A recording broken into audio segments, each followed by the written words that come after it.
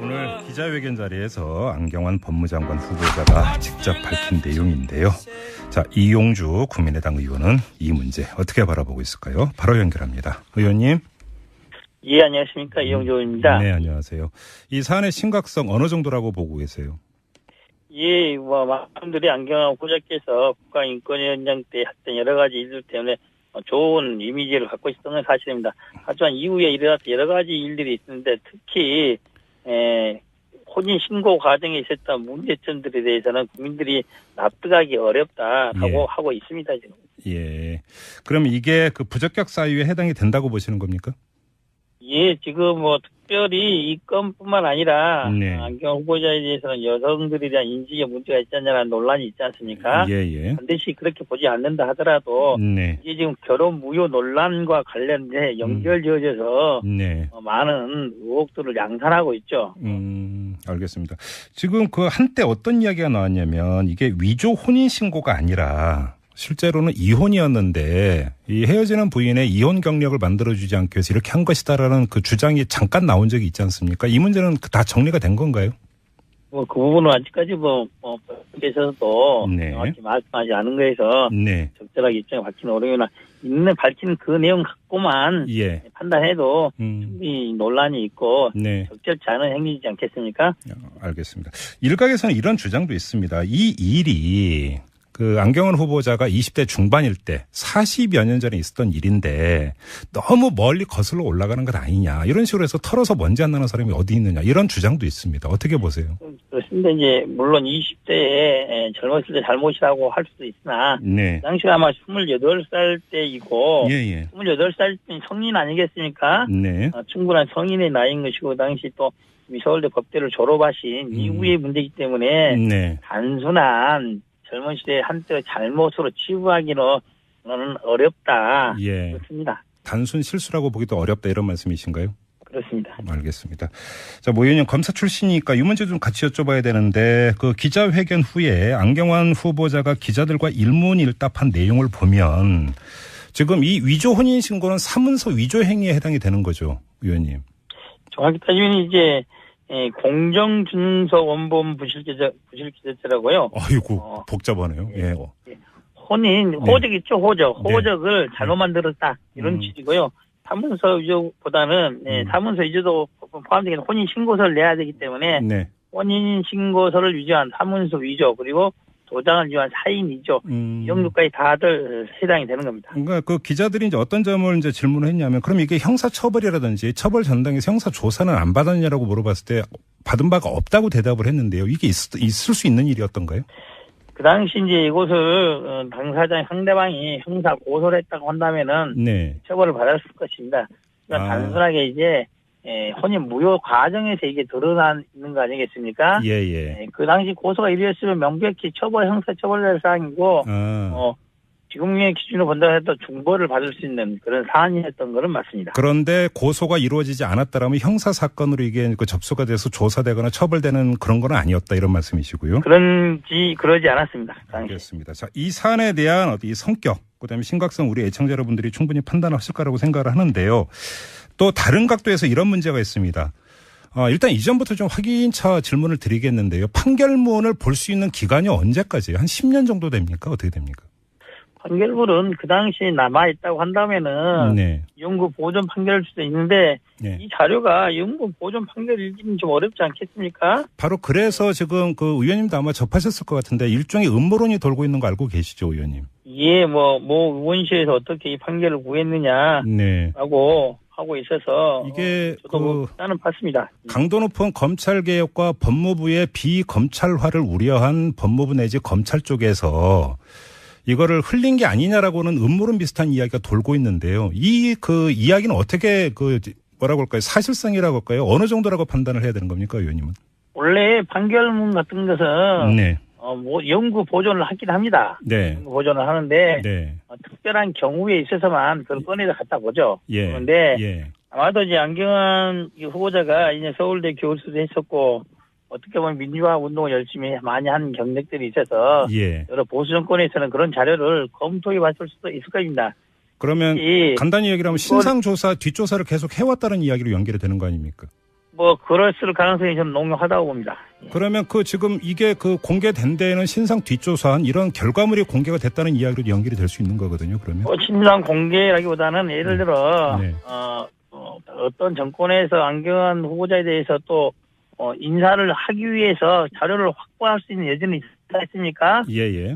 그런 과정에서 체크가 됐고 검증 과정에서 나타난 것일 수는 있다 이래 봅니다. 예. 근데 지금 제가 질문을 드리는 요지는 지금 세간에 돌고 있는 것은 만약에 음모론이 일정하게 사실성을 담고 있는 것이라면 다시 말해서 안경환 후보자가 실제로 법무장관에 대해서 강도 높은 개혁을 추진하기 위한 어떤 세력이 만약에 일부러 이런 플레이를 한 거라고 한다면 이 사안을 어떻게 처리해야 될 것이냐라는 이야기는 달라질 수도 있지 않을까. 네. 그런 음모론을 받을 만한 사안은 아니라고 봅니다. 그렇게 보세요. 왜냐하면 안경환 후보자가 법무장관 후보자로 올라 있고 인사청문회가 예정돼 있지 않습니까? 네네. 저희 의원실 같은 경우에도 안경환 후보자에 대한 여러 가지 자료들을 지금 사실 조회거나 하거나 이런 풍문을 듣거나 하는 과정에서 그런 논란이 있었다고 한다면 그런 자료를 구해볼 수 있는 여지가 있는 거죠. 네. 그것을 단순한 음모론의 시각에 볼 문제는 아니다 이렇게 봅니다. 그렇게 보시는 거고요. 알겠습니다. 자, 또 한편에서는 청와대의 인사 검증 시스템 이야기를 하던데 이 점은 어떻게 보세요? 예, 오늘 인터뷰 내용을 본다고 한다면은 청와대에서 안경환 후보자의 이런 혼인신고 문제는 이미 어느 정도 파악하고 있었다고 하는 느낌을 받았습니다. 그래요? 그럼에도 불구하고도 이게 그렇게 큰 문제가 아닐 것이라고 판단한 게 아닌가 싶은데 그래서 한다면은 민정수석이 정부적 판단을 좀 소홀히 한 게 아닌가. 국민들이 이 문제에 대해서 많은 우려를 갖고 있지 않습니까? 네네. 그렇다 한다면 그 부분은 청와대의 책임론이 제기되는 부분에 대해서는 자유로울 수 없다 이래 봅니다. 지금 의원님 말씀은 청와대에서 알고 있었음에도 불구하고 정부적 판단을 해서 크게 문제 삼지 않았다 이런 말씀이십니까? 그렇습니다. 지금 안경환 후보자가 기자들에게 밝힌 내용에 따르면 청와대에서 이것을 물어온 것은 며칠 전이었다 이렇게 대답을 하던데요. 그러면 어떻게 봐야 되는 겁니까? 그렇다 하더라도 이미 판결문 같은 것도 있었지 않습니까? 다른 사람들도 확인했듯이 네네. 그런 것 같은 인사 검증을 청와대가 최종적으로 해야 될 책무가 있는 것이죠. 네, 알겠습니다. 지금 청문회 일정이 잡혔나요? 예, 일단 다음 주 월요일에 법사위에서 전체 회의를 열어서 청문회 일정을 정하게 되는데요. 예. 전체 회의가에서 며칠차로 청문회 일정할지는 아직은 협의가 아직은 이루어지지 않은 상태입니다. 일부 야당들에서는 안경환 후보자에 대해서 인사 철회를 청와대에 요구하고 있는 그런 상태에서 청문회가 정상적으로 진행될지는 아직은 의문인 상태입니다. 그러면 지금 의원님 말씀은 경우에 따라서는 일부 야당 의원들이 청문회 일정 잡는 것 자체를 거부할 수도 있다 이런 이야기입니까? 그런 의견들이 현재 나오고 있는 상태입니다. 청문회 자체의 보이콧이네요, 그러면? 그런 의견은 있죠. 아직은 그게 이제 합의가 되거나 확정된 상태는 아닌데 청문회 보이콧이라기보다는 청와대에 대해서 다른 후보자를 임명 철회를 하고 다른 후보자를 정해달라 이런 취지로의 의견을 내고 있는 거죠. 그러면 법사위원으로서 의원님은 그거에 대해서 어떤 견해이십니까? 저는 일단은 현재 상태로 온다면은 청문회는 자체는 진행해 가면서 의혹을 해소하거나 국민들의 여론 추이를 보는 게 맞지 않나라는 생각을 합니다. 알겠습니다. 자, 말씀 여기까지 들을게요. 고맙습니다, 의원님. 예, 감사합니다. 네, 지금까지 국회 법사위 소속이죠. 이용주 국민의당 의원이었는데요. 여러 가지 자료들을 지금 사실 조회거나 하거나 이런 풍문을 듣거나 하는 과정에서 그런 논란이 있었다고 한다면 그런 자료를 구해볼 수 있는 여지가 있는 거죠. 그것을 단순한 음모론의 시각에 볼 문제는 아니다 이렇게 봅니다. 그렇게 보시는 거고요. 알겠습니다. 자, 또 한편에서는 청와대의 인사 검증 시스템 이야기를 하던데 이 점은 어떻게 보세요? 예, 오늘 인터뷰 내용을 본다고 한다면은 청와대에서 안경환 후보자의 이런 혼인신고 문제는 이미 어느 정도 파악하고 있었다고 하는 느낌을 받았습니다. 그래요? 그럼에도 불구하고도 이게 그렇게 큰 문제가 아닐 것이라고 판단한 게 아닌가 싶은데 그래서 한다면은 민정수석이 정부적 판단을 좀 소홀히 한 게 아닌가. 국민들이 이 문제에 대해서 많은 우려를 갖고 있지 않습니까? 네네. 그렇다 한다면 그 부분은 청와대의 책임론이 제기되는 부분에 대해서는 자유로울 수 없다 이래 봅니다. 그 지금 의원님 말씀은 청와대에서 알고 있었음에도 불구하고 정무적 판단을 해서 크게 문제 삼지 않았다 이런 말씀이십니까? 그렇습니다. 지금 그 안경환 후보자가 기자들에게 밝힌 내용에 따르면 청와대에서 이것을 물어온 것은 며칠 전이었다 이렇게 대답을 하던데요. 그러면 어떻게 봐야 되는 겁니까? 뭐 그렇다 하더라도 그렇다 하더라도 이미 판결문 같은 것도 있었지 않습니까? 다른 사람들도 확인했듯이 네네. 그런 것 같은 인사 검증을 청와대가 최종적으로 해야 될 책무가 있는 것이죠. 네, 알겠습니다. 지금 그 청문회 때 받은 바가 없다고 대답을 했는데요. 이게 있을 수 있는 일이었던가요?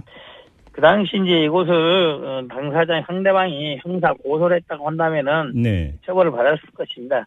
그러니까 단순하게 이제 혼인 무효 과정에서 이게 드러나는 거 아니겠습니까? 예. 그 당시 고소가 이루어졌으면 명백히 형사 처벌될 사항이고, 지금의 기준으로 본다고 해도 중벌을 받을 수 있는 그런 사안이었던 것은 맞습니다. 그런데 고소가 이루어지지 않았다라면 형사 사건으로 이게 그 접수가 돼서 조사되거나 처벌되는 그런 건 아니었다 이런 말씀이시고요. 그러지 않았습니다. 알겠습니다. 자, 이 사안에 대한 이 성격, 그다음에 심각성 우리 애청자 여러분들이 충분히 판단하실 거라고 생각을 하는데요.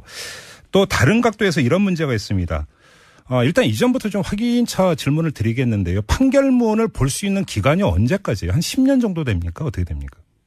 판결문은 그 당시에 남아있다고 한다면은 네. 영구 보존 판결일 수도 있는데 네. 이 자료가 영구 보존 판결이기는 좀 어렵지 않겠습니까? 바로 그래서 지금 그 의원님도 아마 접하셨을 것 같은데 일종의 음모론이 돌고 있는 거 알고 계시죠, 의원님? 예, 뭐 의원실에서 어떻게 이 판결을 구했느냐라고 네. 하고 있어서 이게 저도 나는 봤습니다. 강도 높은 검찰 개혁과 법무부의 비검찰화를 우려한 법무부 내지 검찰 쪽에서 이거를 흘린 게 아니냐라고는 음모론 비슷한 이야기가 돌고 있는데요. 이 그 이야기는 어떻게 뭐라고 할까요? 사실성이라고 할까요? 어느 정도라고 판단을 해야 되는 겁니까, 의원님은? 네. 적절치 않은 행위이지 않겠습니까? 알겠습니다. 일각에서는 이런 주장도 있습니다. 이 일이 그 안경환 후보자가 20대 중반일 때 40여 년 전에 있었던 일인데 너무 멀리 거슬러 올라가는 것 아니냐. 이런 식으로 해서 털어서 먼지 안 나는 사람이 어디 있느냐. 이런 주장도 있습니다. 어떻게 보세요? 그렇습니다. 이제 물론 20대에 젊었을 때 잘못이라고 할 수도 있으나 네. 그 당시가 아마 28살 때이고 예. 28살 때 성인 아니겠습니까? 네. 충분한 성인의 나이인 것이고 그 당시 또 서울대 법대를 졸업하신 이후의 문제이기 때문에 네. 단순한 젊은 시대에 한때 잘못으로 치부하기는 어렵다. 예. 그렇습니다. 단순 실수라고 보기도 어렵다 이런 말씀이신가요? 그렇습니다. 알겠습니다. 자, 모 의원님 검사 출신이니까 이 문제 좀 같이 여쭤봐야 되는데 그 기자회견 후에 안경환 후보자가 기자들과 일문일답한 내용을 보면 지금 이 위조 혼인 신고는 사문서 위조 행위에 해당이 되는 거죠, 의원님. 정확히 따지면 이제 공정준서 원본 부실기재죄라고요. 아이고 복잡하네요. 예. 혼인 호적 있죠, 호적. 호적을 잘못 만들었다 이런 취지고요. 사문서 위조보다는 사문서 위조도 포함되는 혼인 신고서를 내야 되기 때문에 혼인 신고서를 위조한 사문서 위조 그리고 도장을 위조한 사인 위조 이 정도까지 다들 해당이 되는 겁니다. 그러니까 그 기자들이 이제 어떤 점을 이제 질문을 했냐면 그럼 이게 형사 처벌이라든지 처벌 전당에서 형사 조사는 안 받았냐라고 물어봤. 원래 판결문 같은 것은 영구 보존을 하긴 합니다. 네. 영구 보존을 하는데 특별한 경우에 있어서만 그걸 꺼내서 갖다 보죠. 그런데 아마도 이제 안경환 후보자가 이제 서울대 교수도 했었고 어떻게 보면 민주화 운동을 열심히 많이 하는 경력들이 있어서 여러 보수 정권에서는 그런 자료를 검토해 봤을 수도 있을 겁니다. 그러면 간단히 얘기를 하면 신상조사, 뒷조사를 계속 해왔다는 이야기로 연결이 되는 거 아닙니까? 뭐 그랬을 가능성이 저는 농후하다고 봅니다. 그러면 그 지금 이게 그 공개된 데에는 신상 뒷조사한 이런 결과물이 공개가 됐다는 이야기로 연결이 될 수 있는 거거든요. 그러면 신상 공개라기보다는 예를 들어 어떤 정권에서 안경환 후보자에 대해서 또 인사를 하기 위해서 자료를 확보할 수 있는 여지는 있습니까? 그런 과정에서 체크가 됐고 검증 과정에서 나타난 것일 수는 있다 이래 봅니다. 근데 지금 제가 질문을 드리는 요지는 지금 뭐 세간에 돌고 있는 것은 만약에 음모론이 일정하게 사실성을 담고 있는 것이라면 다시 말해서 안경환 후보자가 실제로 법무장관이 돼서 강도 높은 개혁을 추진을 위한 어떤 세력이 만약에 일부러 이런 플레이를 한 거라고 한다면 이 사안을 어떻게 처리해야 될 것이냐라는 이야기는 달라질 수도 있지 않을까? 네. 그런 음모론을 받을 만한 사안은 아니라고 봅니다. 아, 그렇게 보세요? 왜냐면은 왕경안 후보자가 이 법무장관 후보자로 올라 있고 인사청문회가 예정돼 있지 않습니까? 저희 의원실 같은 경우에도 안경환 후보자 오늘 기자회견 자리에서 안경환 법무장관 후보자가 직접 밝힌 내용인데요.